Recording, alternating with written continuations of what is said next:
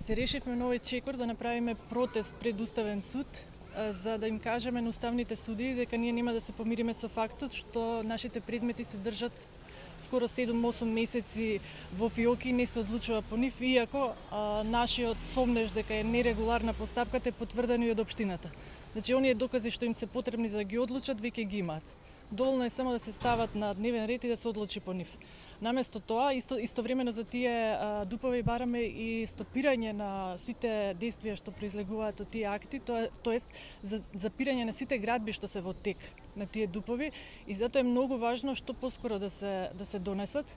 Меѓутоа, судиите некако решаваат да земат некои предмети што и не се толку важни според нас, и се наоѓаат пред нашите, поднесени по нашите приставки, и затоа сметаме дека треба да бидеме многу гласни. Нас граѓаните ни оставено дека не можеме ништо да направиме кога се во прашање вакви постапки, дека сме немојкни пред градежната мафија, дека сме немојкни во правниот лавиринт.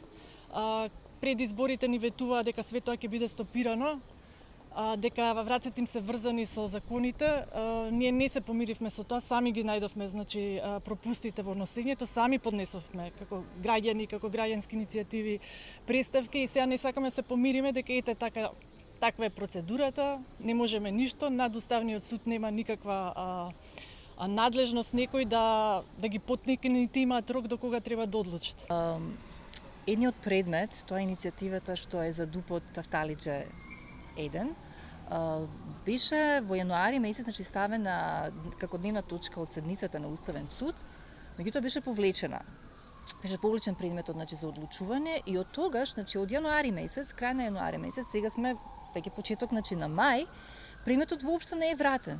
Што значи сите документи, сите наоди, они ги имале затоа што беше ставен за одлучување, да се донесе одлука. Оповлекувањето одлуката ја нема.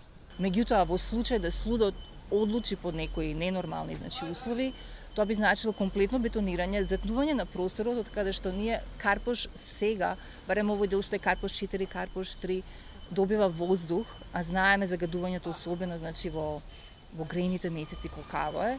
Тој дел ќе биде тотално блокиран и не е само, значи, прашање на загадување на воздухот, тука доаѓаме, значи, прашање и појавата, значи, на топлотни острови, значи, температурите во лето зголемени поради исто немање циркулација, недоволно зеленило, со недостаток на вода, онда поплави во одредени периоди на годината. Ова се гради покрај Вардар, каде што не би смеело. Значи, тој дел не е за џабе оставен од времето урбанистички да нема згради, значи, во тој дел.